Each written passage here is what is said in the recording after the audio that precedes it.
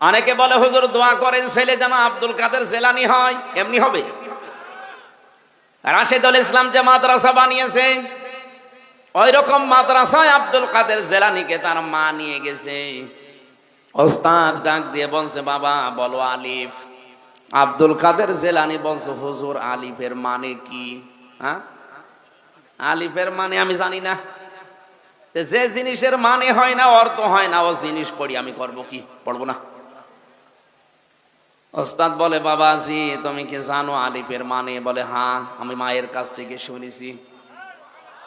কি শুনেছো বলো দেখি।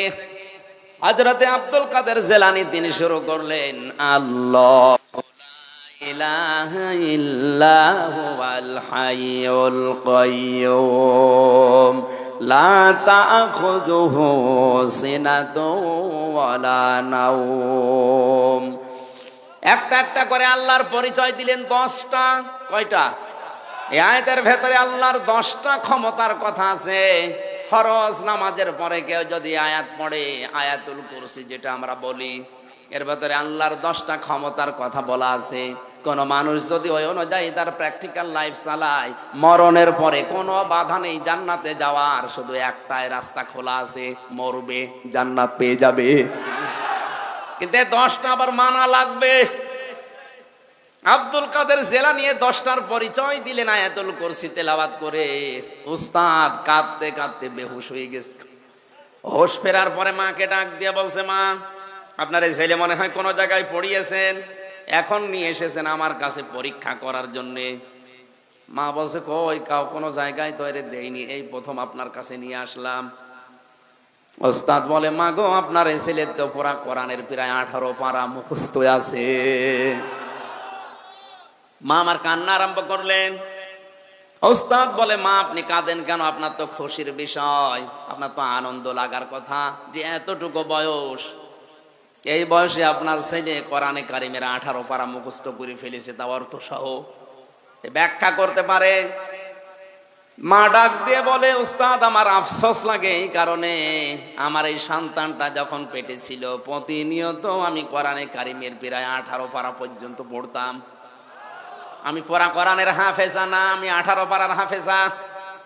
আমি প্রতিনিয়ত কোরআন পড়েছি পেটে রাখা অবস্থায়।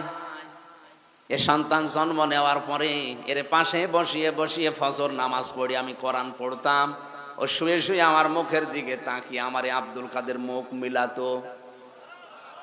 আমার আফসোস হচ্ছে এই কারণে, আমি যদি আরেকটু কষ্ট করে আর 12 পারা পড়ে পুরা কোরআনটাই মুখস্থ করে প্রতিনিয়ত পড়তে পারতাম, আমার এই ছেলে আব্দুল কাদের এতটুকু বয়সে কোরআনের হাফেজ হয়ে যেত।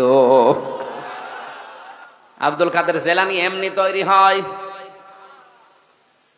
এরপরেও তিনি মাকে মাঝে মাঝেই বলতেন, মা তুমি সত্যি করে বলো দেখি, আমাকে পেটে রাখা অবস্থায় কোনো হারাম কাজ করেছো নাকি? মা আশ্চর্য হয়ে বলে, কি বলিস?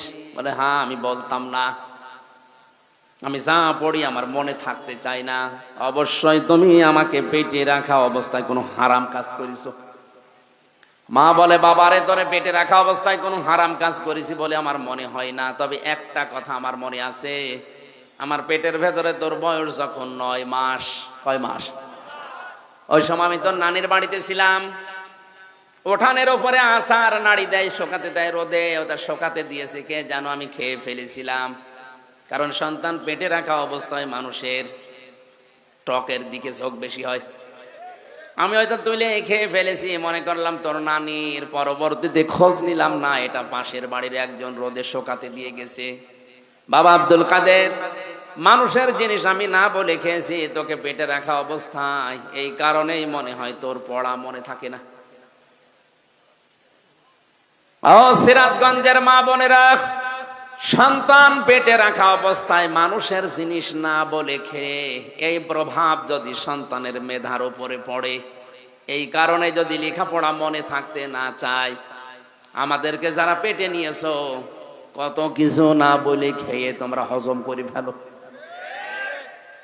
আব্দুল কাদের জেলানী এমনি খালি দোয়া করলে আসবে, পেট ঠিক করা লাগবে। মেয়েদের এই কয়েক ইঞ্চি পেট, এটা অনেক দামি জায়গা।